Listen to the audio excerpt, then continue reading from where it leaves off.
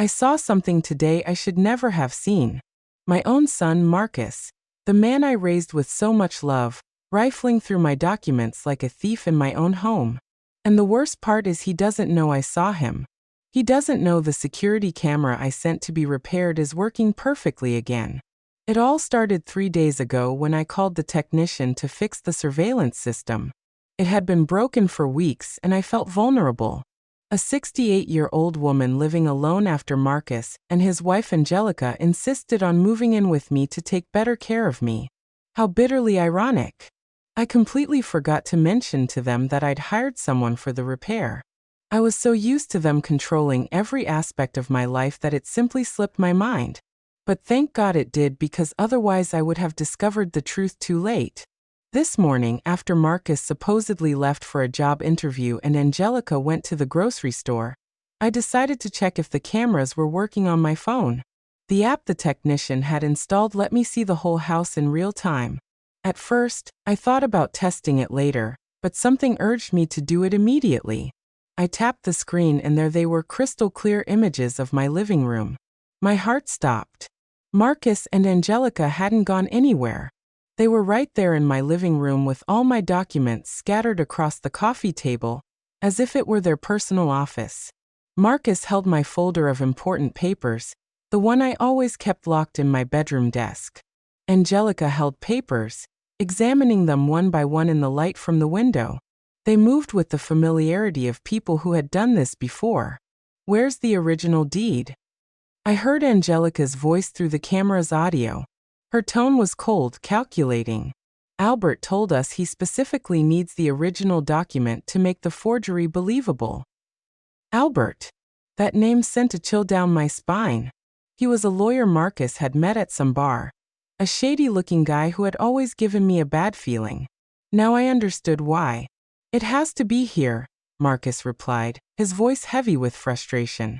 "Mom is so meticulous with these things. She keeps everything meticulously organized." That word came from his lips as if it were a curse. The same order and care he had always praised me for he was now using against me. Angelica moved closer to the window, holding a document up to the light. "Look at this, Marcus. It says the house is worth more than $500,000 according to the last appraisal." Albert was right. It's worth all this effort. The house I bought with the sweat of 30 years of work as a nurse. The house where I raised Marcus after his biological father abandoned us when he was just 5 years old. The house I planned to leave him as an inheritance, not a prize for him to steal while I was still alive. "Once we have the deed in our name," Angelica continued, "we can sell and move her into something smaller. A 1-bedroom apartment will be enough for her last years." Her last years. They were talking about me as if I were already dead. As if I were just an obstacle to be removed on their path to prosperity. Marcus walked toward my bedroom. I watched him through another camera as he opened drawer after drawer, searching desperately. "She has to have a safe deposit box or something. She was always so paranoid about important documents." Paranoid, another word that once meant protection, now turned into a flaw.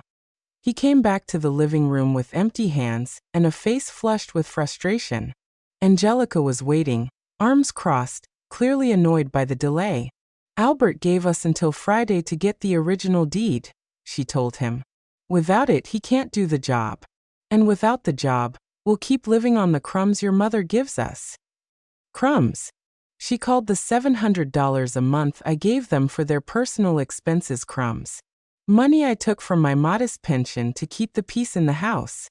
Money that apparently wasn't enough for their ambition. "We'll pressure her more," Marcus said, slumping onto my favorite armchair. "We'll tell her their medical insurance papers, something urgent she needs to sign. She's been so confused lately. She won't even read what she's signing." Confused. It was true that sometimes it took me longer to remember names or dates, something completely normal at my age. But they had been cultivating that narrative, making me doubt my own mental clarity every time I questioned their decisions. "What if she gets suspicious?" Angelica asked. Marcus shrugged with an indifference that broke my heart. "What's she going to do? Call the police on her own son?" Besides, once we sign the papers with Albert, it'll be too late to reverse the process. Angelica smiled for the first time in the entire conversation. It was a cruel, satisfied smile. Perfect. Then tomorrow we'll bring her Albert's forged documents and tell her it's for updating her will. She'll sign without asking questions. They got up to put my documents away, but not as they had found them. They stacked them carelessly, without the order I always maintained. It was as if they weren't even trying to hide that they had been snooping. Before leaving the room, Marcus stopped and looked directly at where the camera was installed. For a moment, I thought he had discovered me, that he knew I was watching them, but he just stood there thoughtful. I wish we didn't have to do this, he murmured more to himself than to Angelica. Are you getting cold feet? She asked, her tone a mix of surprise and annoyance. No. Marcus aí deeply. She's my mom, Angelica. The woman who raised me alone, who worked double shifts to give me everything I needed. For a moment, a microscopic flash of hope ignited in my chest. Maybe there was something left of the boy who used to hug me when he had nightmares. Maybe there was still salvation for us. But Angelica walked over to him and put a hand on his shoulder. Marcus, honey, think about our future.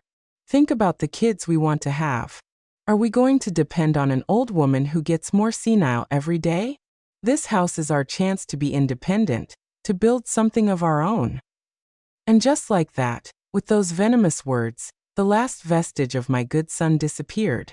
I watched his expression harden again as greed once again took over his features. You're right, he finally said. It's time to think about us.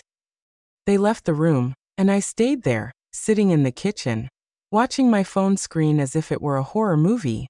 But it wasn't fiction. It was my real life falling apart before my eyes. For 35 years I had built that man. I fed him, clothed him.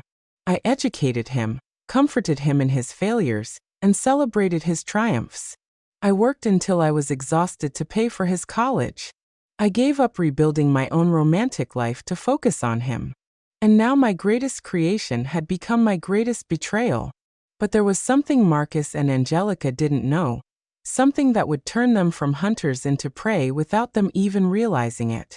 I had all their conversations recorded. I had the evidence of their criminal conspiracy, and for the first time in months, I had the power to decide my own destiny. The war had just begun, and they didn't even know they had already lost. Over the next 3 days, I lived a double life I never imagined possible. On one hand, I was the same old woman, the loving mother who made breakfast, asked about their plans, and smiled when Marcus kissed my forehead before leaving. On the other hand, I was an undercover detective in my own home, documenting every move, every conversation, every piece of evidence of the greatest betrayal of my life. Technology had become my secret ally. The app the technician installed on my phone gave me access to the cameras 24 hours a day. I could see the living room, the kitchen, the main hallway, even part of the room Marcus and Angelica had made their private sanctuary. On Tuesday morning, I saw them planning their next steps. Angelica was sitting on my couch with her laptop open and several papers scattered around her. Marcus was pacing, clearly nervous. Albert says he has the documents ready, Angelica informed him, reading something on the screen. But he needs us to bring the original deed to make the final signature comparisons. What if Mom notices it's missing? Marcus asked, biting his nails, a habit he'd had since he was a child that I had always tried to correct. Angelica looked up with that cold smile I was getting to know too well. Marcus, your mother is 68 years old. She hasn't looked at those documents in months. Besides, we can just borrow it for a few hours and return it before she even notices. Borrow it. They talked about stealing the deed to my house, as if it were a library book. But what if? Marcus stopped mid-sentence and looked toward the kitchen where I was supposedly making lunch. What if what? Angelica insisted. What if she gets suspicious? I've noticed her being more attentive lately, like she's watching us. My heart raced. Had I been so obvious? Had they discovered me? Angelica laughed with disdain. Marcus, please. Your mother spends most of the day watching her soap operas and talking to herself. If she were so attentive, she would have noticed you've been lying about looking for a job for 2 weeks. 2 weeks. So he hadn't even been looking for a job as he had told me. It was all part of their act to keep me calm while they executed their plan. You're right, Marcus admitted, though his voice still sounded uncertain. It's just I don't know. I feel like she's judging me all the time. That's your fault, Angelica retorted coldly. You still see that woman as your saintly mother instead of seeing her for what she really is, an obstacle to our future. An obstacle. The word rang in my head like a funeral bell. For the woman my son had chosen as his life partner, I wasn't a person. I was simply something to be removed from their path. Besides, Angelica continued, closing the laptop with a thud, once we have the house, we can look for a decent retirement home for her, something affordable but comfortable. With the $500,000 from the sale, we can invest in our own business, and we'd still have plenty left over to take care of her properly. Retirement home. The phrase hit me like a hammer to the chest. They wanted to sell my house and lock me in an institution with the money for my own property. The cruelty of their plan was so refined, it almost seemed professional. Marcus sat down next to her, and for the first time in days, he seemed to relax. You really think it'll work? Albert's done this before, Angelica replied, stroking his hair as if he were a small child. He says he has a contact at the public registry who can fast-track the property transfer. The house will be in our names in 2 weeks. Tops. 2 weeks. They had everything timed with military precision. And the money? Marcus asked. Albert charges $25,000 for the whole process. It's expensive, but think about it. We're talking about a net profit of over $100,000. It's a worthwhile investment. $25,000. The price they had put on my trust, my home, my dignity as a mother. For the rest of the day, I acted with superhuman normalcy. I cooked their favorite meals. I asked about their plans. I even offered them extra money to go to the movies. Every smile I forced onto my lips physically hurt. But I needed time to process what I had discovered and plan my next move. That night, when they finally went to bed, I sat in the kitchen with a cup of tea and my phone. I reviewed all the recordings from the day, taking mental notes of every important detail. I had complete conversations where they confessed their criminal plan. I had dates, names, specific amounts. I had enough evidence to destroy their lives if I wanted to. But something stopped me from calling the police immediately. Maybe it was the last sliver of hope that Marcus would come to his senses. Maybe it was my need to fully understand how far they were willing to go. Or maybe, in the depths of my heart, I needed a direct confrontation before taking irreversible action. Wednesday dawned with a light rain that beat against the windows like tears from heaven. Marcus and Angelica had breakfast in silence, exchanging complicit glances that I pretended not to notice. There was a different tension in the air, as if something important was about to happen. Mom, Marcus said after finishing his coffee, we need to talk to you about something important. Here it was. The moment they had been preparing for. Of course, my love, I replied, sitting across from them at the dining table. What is it about? Angelica cleared her throat and placed a folder I didn't recognize on the table. Marisol, we've been thinking about your future, about your financial security. My financial security? I asked, genuinely confused by the direction of the conversation. Yes, Marcus intervened, taking my hand with that fake tenderness that now made me sick. We've been looking into wills, medical insurance, that kind of important thing every person your age should have in order. Angelica opened the folder and took out several documents that looked official.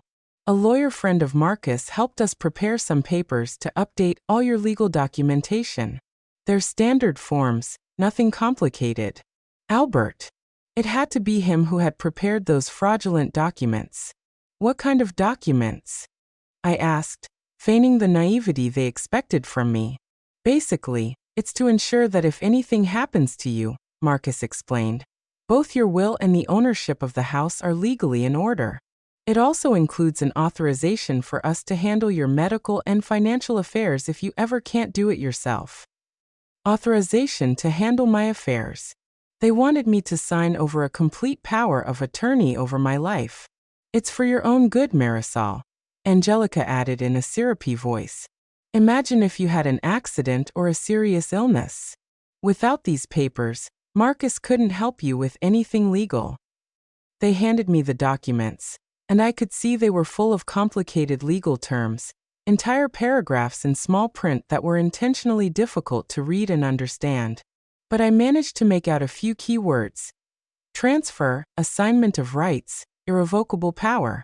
I don't really understand all of this, I said, holding the papers and feigning confusion. Could you explain it to me more slowly? I saw a flash of impatience cross Angelica's face, but Marcus maintained his compassionate smile. Mom, they're boring technical things, he said. The important thing is that you sign here, here, and here. He pointed to several lines marked with small X's. The lawyer says it's urgent because there are changes in tax laws that could affect you if you don't update these documents before next month. Lies. It was all a convoluted lie to pressure me into signing without reading. What if I want to read everything first? I asked. I'm a slow reader, but I like to understand what I'm signing. Angelica's mask of patience began to crack. Marisol.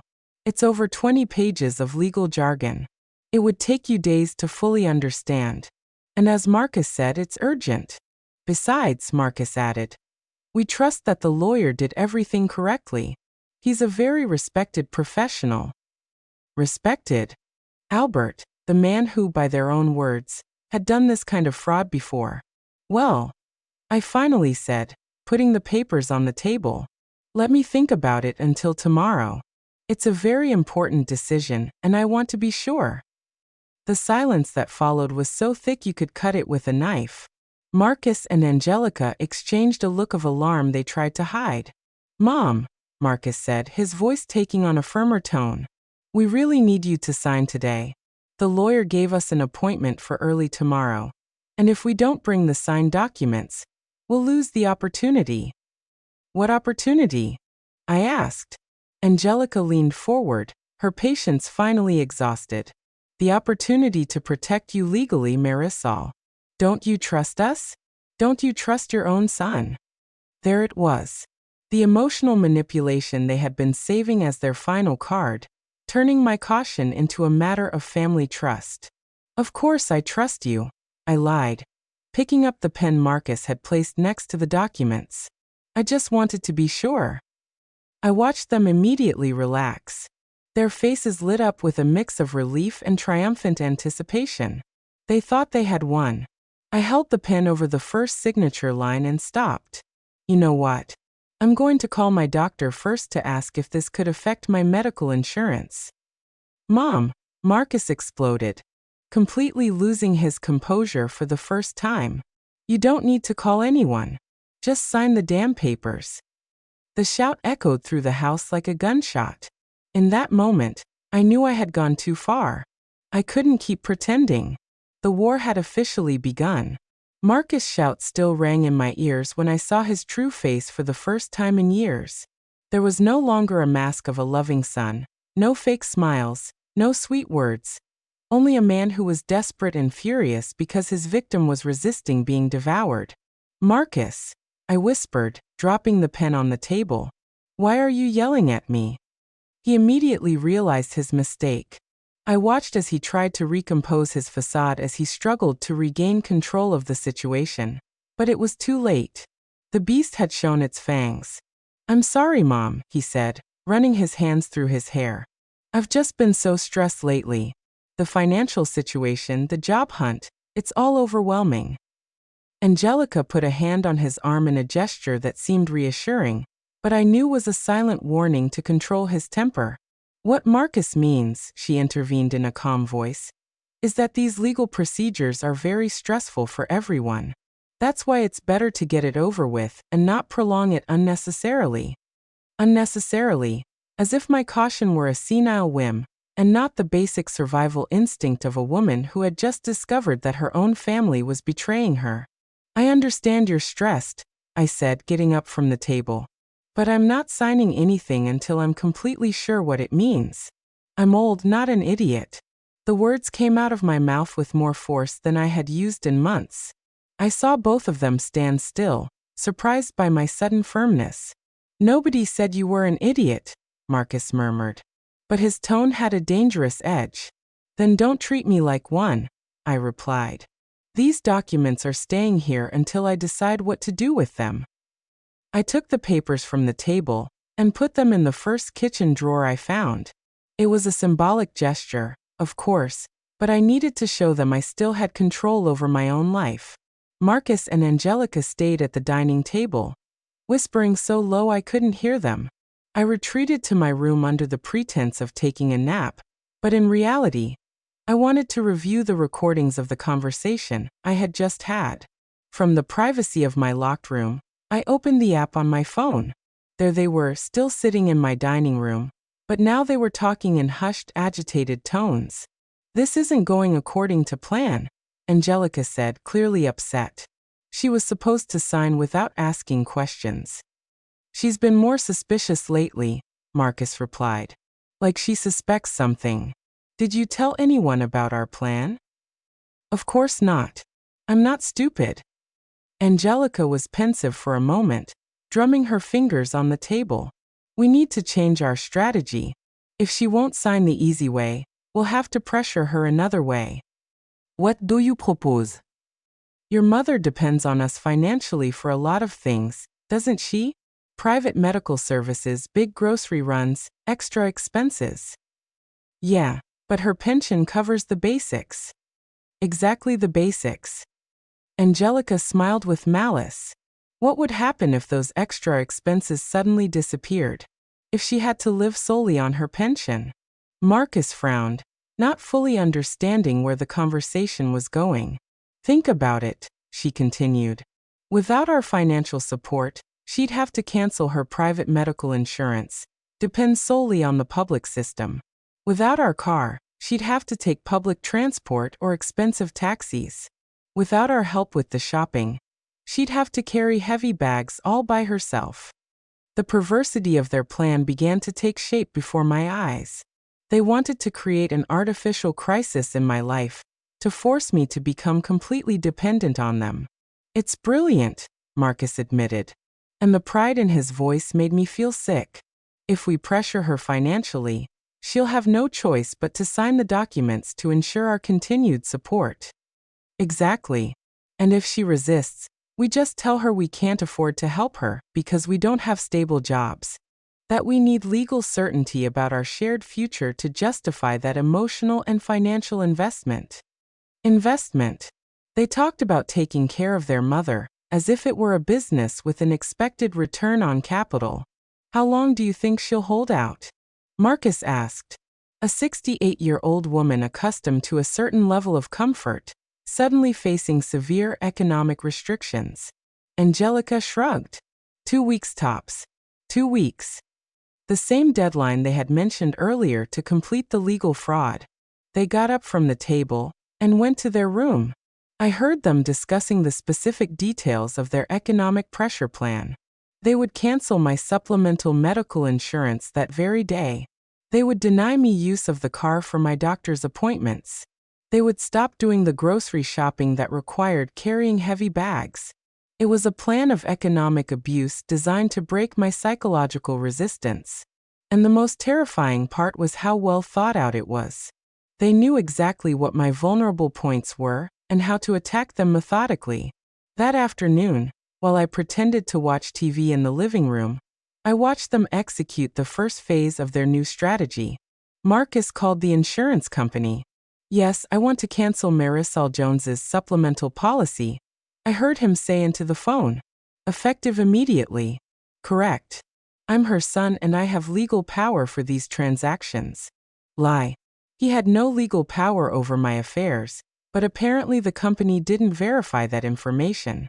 Angelica, for her part, reviewed all the expenses they had been covering in recent months.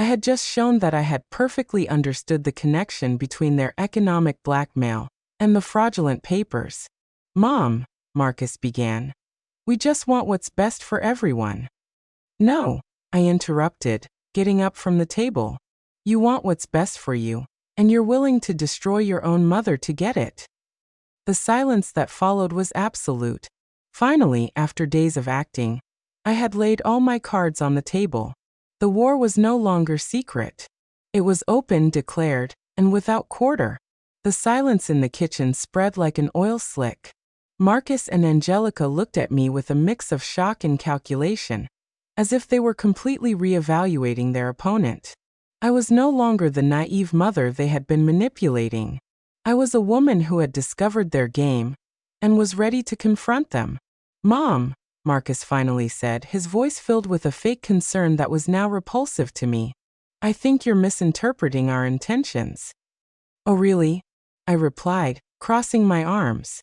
Then explain to me why your financial crisis perfectly coincides with your need for me to sign documents you won't let me read.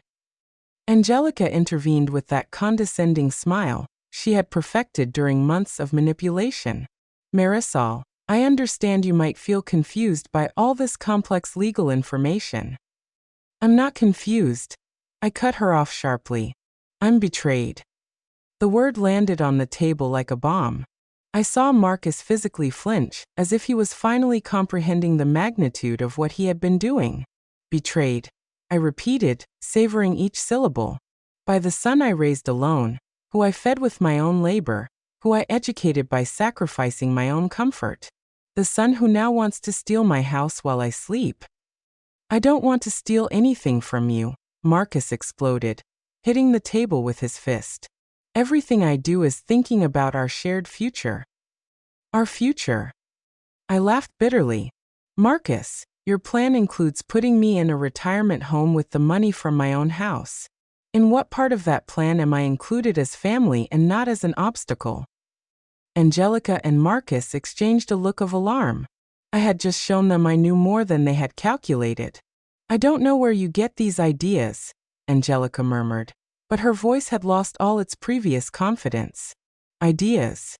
I took my phone out of my pocket and put it on the table.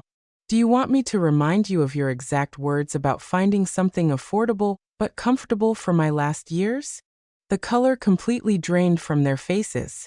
Marcus looked at the phone as if it were a poisonous snake. You weren't recording us, he whispered. No, I replied with deadly calm. You were recording yourselves. You forgot that the security camera I sent to be repaired is working perfectly, and you forgot to tell me you were going to confess all your criminal plans in my own living room. Angelica got up abruptly, knocking her chair over. How long have you been spying on us? Since Tuesday, I admitted without flinching. 3 full days of recordings where you confess your conspiracy to forge my signature, steal my house, and get rid of me. I have complete conversations about Albert, the $25,000 for the fraud, and your plans to sell the property. Marcus stood up, too, but he looked more like a cornered animal than a threat. Mom, please let me explain. Explain what? My voice rose for the first time in the conversation. That your wife sees me as an obstacle? That you've been lying about looking for a job while you plan to rob me? That you consider my life to be worth only the $500,000 you can get for my house? It's not like that, he yelled. But his eyes were filled with tears, with desperation, not sincerity. Then tell me, Marcus. I walked up to him until we were face to face. When Angelica said it was time to stop seeing me as your saintly mother and start seeing me as an obstacle, what was your response? Silence.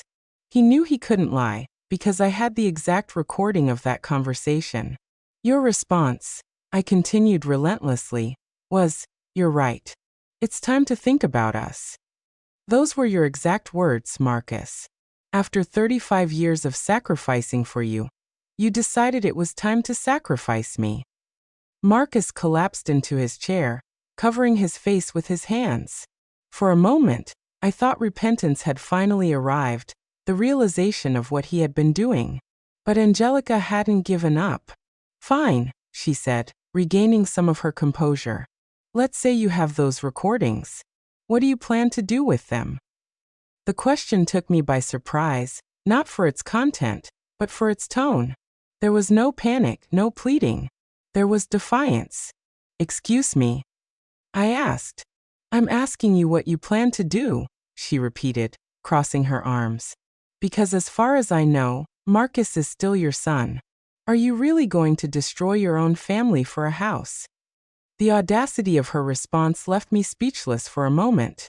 Even after being completely exposed, she was still trying to manipulate me. Destroy my family? I repeated slowly. Angelica, you two have already destroyed this family.